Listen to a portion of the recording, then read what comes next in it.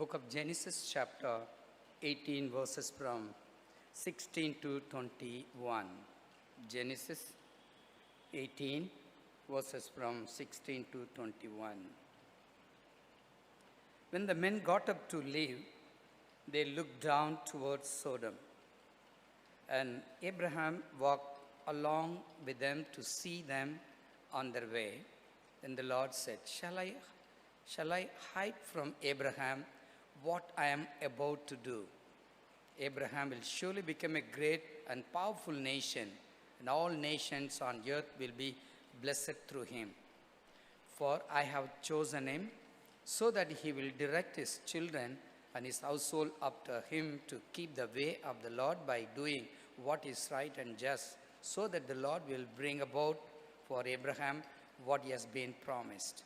Then the Lord said, The outcry against Sodom and Gomorrah is so great, and that sin so grievous, that I will go down and see if what they have done is as bad as the outcry that has reached me. If not, I will know. Let's look to God in prayer. Father, we want to thank you. We want to praise the Lord for your wonderful eternal promises. Thank you, Lord, for another opportunity to come before your presence, to meditate upon your promises and to spend very little time in your sanctuary to worship you and to know you. Yes, Lord, you are faithful God and promise-keeping God and covenant-keeping God. Thank you, Lord, for your unfailing love. Continue to speak to us, Lord, through your truth so that we may be encouraged or inspired by the Holy Spirit of God. Be with us, lead us and guide us. In Jesus' name we pray. Amen. Please turn with me to Genesis chapter 18, verses from 26 to 21. It's a big chapter, but I want to read only little verses in order to save time. Our focus for this evening is about a man of God, Abraham. In my introduction, I want to just give a little bit of his historical or life history also. Abraham, he was the father of Hebrews. So many people do not know. The Semitic is also part of the Semitic race. Hebrews were basically nomads and shepherds. Abraham was born in Ur of Babylon, in other words, Chaldean. He was nomad who traveled from place to place or from one place to another place. Abraham was a wandering Aramean. In other words, he was a wandering Syrian. Abraham was husband of Sarah, father of Isaac. Of course, we know it. It is better to be reminded of again and again, because many people, they do not know. If we ask even traditional Christians, he is from which race or who is the father of Hebrews, they just blink at. Better to know more about him. Before God called a man of God or God commanded him, he set out for Canaan. Genesis 11 verse 31, his father Terah had planned to go to Canaan. When they came to Haran, they settled there. They lived as joint family. Nowadays, many people, they are not in favor of joint family. They want to go forth, or they want to have only nuclear family system. But joint family has more advantage than nuclear family system. God caused Abraham to wander from place to place. If you read chapter 20, verse 13, you can understand better. God is the one who causes confusion, and also he caters his people to fulfill his plans and also his promises. If there is any problem occurs spontaneously, be sure it is God who allowed it and also will help us to come through whatever issues we face in our lives. But in Abraham's case, God did not cause any confusion. Abraham directly received a call from God to go to a particular place. If we read Genesis chapter 12, verse 1, it says, "The land I will show you." God told him, "You need to go to the land I will show you." That's why Israelites, they used to recite before priest, or whenever they offer thanksgiving offering to God, they have to recite, Hebrews have to recite their faith creed, which is recorded in Deuteronomy chapter 26, verse 5 onward, because they used to say, before they are going to offer to God, "My father was a wandering Aramean. He went down into Egypt with few people. He lived there, and there he became a great nation. God blessed him and also multiplied him." That's what he said. And also God blessed us. That's why out of his blessing, we want to offer little offering to God. That's why they have to recite, or they have to say this, Hebrews, they have to recite their faith creed according to Deuteronomy 26 verses from 5 onward. Abraham and his family members set out for the land. They arrived in the sight of the great tree called Mamre at Shechem, where Canaanites lived. Abraham was 75 years old when God called him to follow him. He was a stranger in Canaan. He was rootless, homeless. He had no any background, no local support. Of course, he had enough wealth, but he did not have any security except God. That is the thing we have to realize even in our lives. On account of famine, he went along with his family to Egypt. At one point, king of Egypt, he took away his wife. Very sad. In another occasion, King Abimelech of Gerar, he also did the same thing as he had his experience in the country of Egypt. The Bible says Abraham was a prophet. God himself testified that Abraham was a prophet. He is a prophet. He will pray for you. Don't touch his wife, God said to Abimelech. Even another people, there was another people, Hittites, they themselves testified about Abraham. They said, "You are mighty prince among us. You are a very wealthy man, and also you are a very good man." They testified about the man of God, Abraham. "You are a mighty prince." Abraham was a man who entertained angels of the Lord. If we go through this chapter 18, Genesis 18 tells us, sometime or most of the time, we entertain only known people, or we have very close affection, or we have very close relationship with our cliques. Whereas the Bible says, even man of God, Abraham entertained angels of the Lord.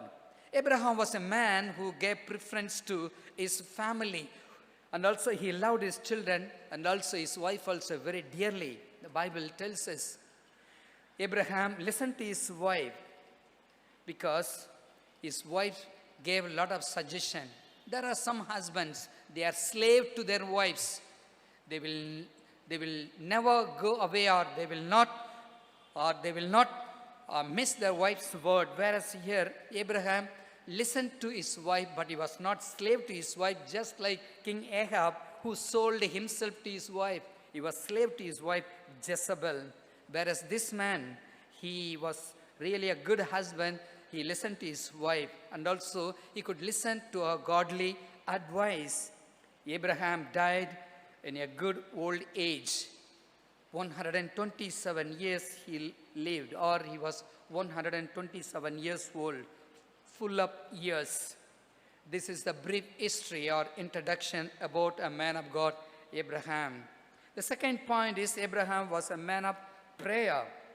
Abraham was a man who had a phlegmatic temperament. Hope you may understand this. What is the meaning of this? He was very calm, cool, quiet, easy-taking or easy-going, well-balanced in his life, dependable.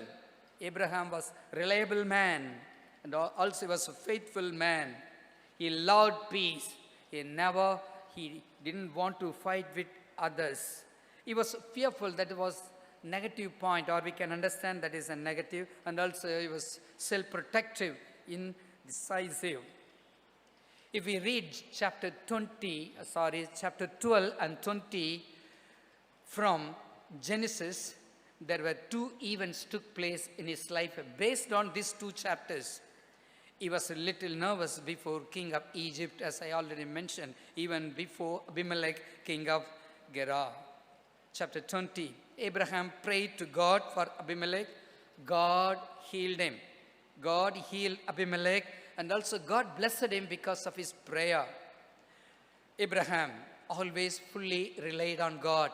He trusted in the Lord, and also he tried his best to do the will of God, and also he relied for God's guidance for his life.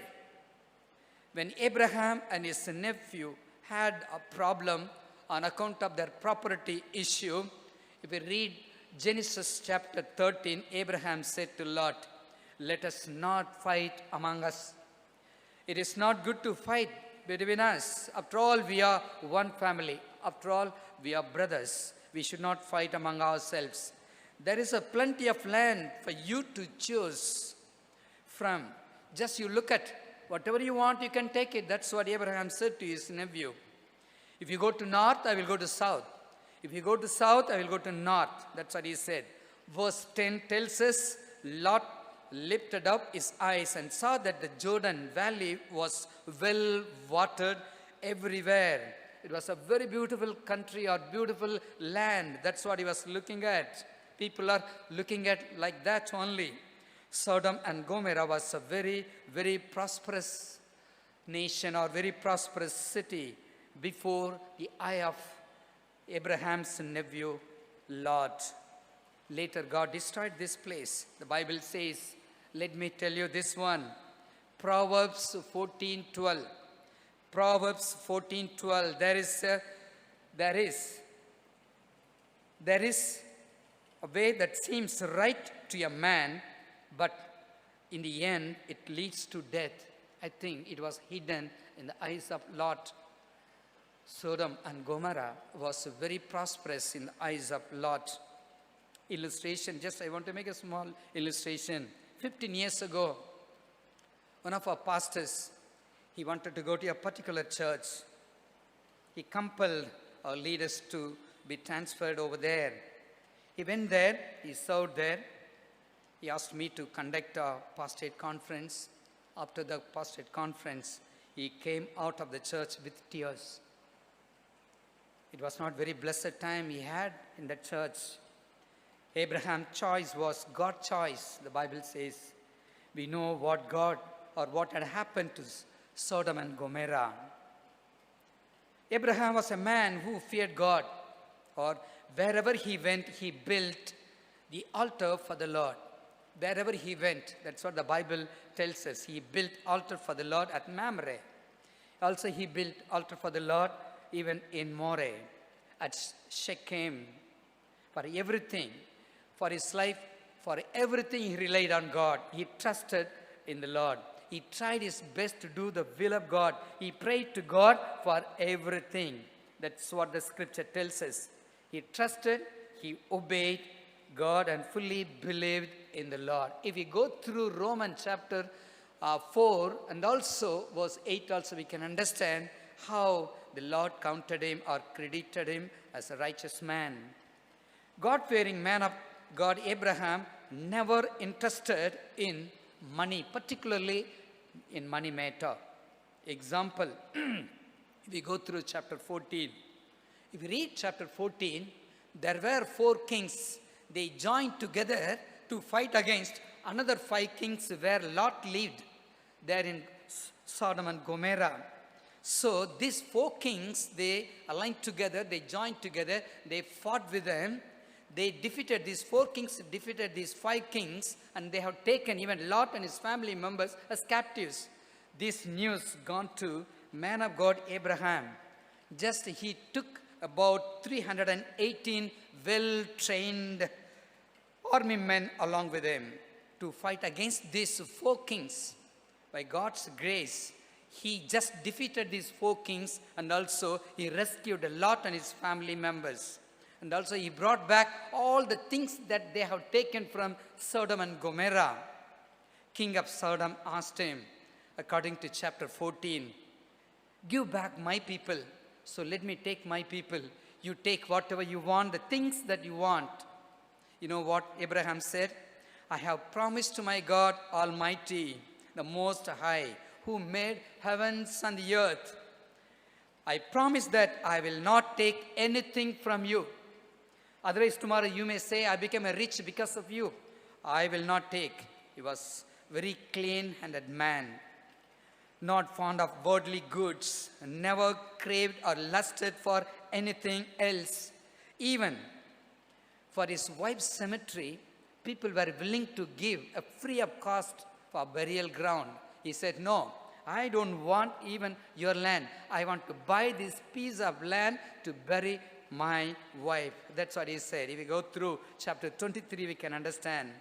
Very God-fearing man, fear, and also a man of prayer.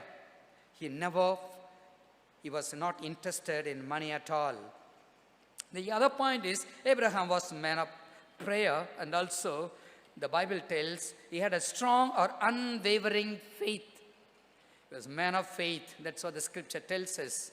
When God called him to go to a place, just he obeyed. The Bible says he went, even though he did not know where he was going. The Bible is very clear. God called him, just he went. He left everything, he went. He had strong faith. The author of the book of Hebrews, he comments beautifully from chapter 11. He said he had a strong faith. He was willing to sacrifice even his own son Isaac. He reasoned out that God could even raise the dead. That's why he was willing to sacrifice his son Isaac. In a figurative sense, he did receive the Isaac back from death. He believed that God will raise him up. That's why he was willing to sacrifice his son Isaac. Abraham pleaded with God not to destroy the city of Sodom and Gomorrah. Very interesting chapter to go through, chapter 18, with much humility. Whenever we pray to God, please you read this chapter. This chapter tells us, he said at one point, "I am ash and dust." That's what he said. Some people, they go like this. No. Whenever we go in the presence of the Lord, we must have the sense of humility. That's what the Bible tells us. He asked God, or he pleaded for these two cities. "Will you sweep away the righteous with the wicked?" God said, "No, I will not." Even if there are 10, God said, "No." Praise be to God. God answered his prayer. At least God saved at least one family from these cities, Sodom and Gomorrah. God answered his prayer. And also he saved his nephew, Lot, and his family members, except his wife, who is fond of money, who is fond of this world. And she disobeyed, turned back, and she became a pillar of salt. So we need to pray just like a man of God, Abraham. Those are affected by COVID. Definitely God will answer our prayers according to this chapter. This is the lesson we could learn from his life. Even Jesus promised, "Be always on the watch against sin and pray that you may be able to escape all that is about to happen." Luke chapter 21 verse 36. We need to be careful, or we have to watch and pray. Pray for the strength to persevere in faith in righteousness in Christ Jesus. This will help all of us to escape from all terrible things coming on the world in the last days. We are facing very, very tough time nowadays. We don't know what will happen even tomorrow, even in the days to come. The scripture tells us we have to be careful. Keep his command to endure patiently. God will help us, and also he will protect us from the time of trial and also from persecution. And also God will protect us from the natural calamities like famine, flood, fire, earthquake, and also war and plague. And also there is natural catastrophe like persecution, violence, war, and also man-made pandemic. In conclusion, Abraham was a man of prayer. Why do we meditate about this man of God, Abraham? He was a man who honored God. Since we meditate about this man of God, do we honor our God? He was the man who worshipped God from his heart. Do we worship our God? Wherever he went, he worshipped God. He built altar for the Lord. Abimelech himself testified about Abraham. We know that God is with you. Nowadays we can ask others, even so-called good preachers scream from the pulpit, shouting and screaming and shouting, but they do not practice. Do they testify about servants of God nowadays, those who are doing ministry among God's people? Abimelech testified about man of God. Even Hittites testified about Abraham. You are mighty prince. Do people testify about us? God certified about Abraham. He is a prophet. Don't touch his wife. He will pray for you. God will enable his people to testify about his servants. Abraham was a man who prayed to God not to destroy Sodom and Gomorrah. Do we pray for the city of Tamil Nadu or for the city of Chennai or for the state of Tamil Nadu? Abraham, who obeyed God fully. Abraham, who believed God fully. He relied on God fully. Abraham was the father of faith. Abraham believed God, and it was counted to him as righteousness. If we trust God and put our faith in Christ, according to Romans chapter 4, it will be counted as righteousness. Abraham was father of all who believe in God through Jesus Christ. Righteousness comes by faith in Christ. One verse I like from Romans chapter 4, verse 18. Abraham, in hope against hope, Abraham believed, so he became father of many nations. He had hope against hope. We are living in a very, very dangerous time, pandemic time.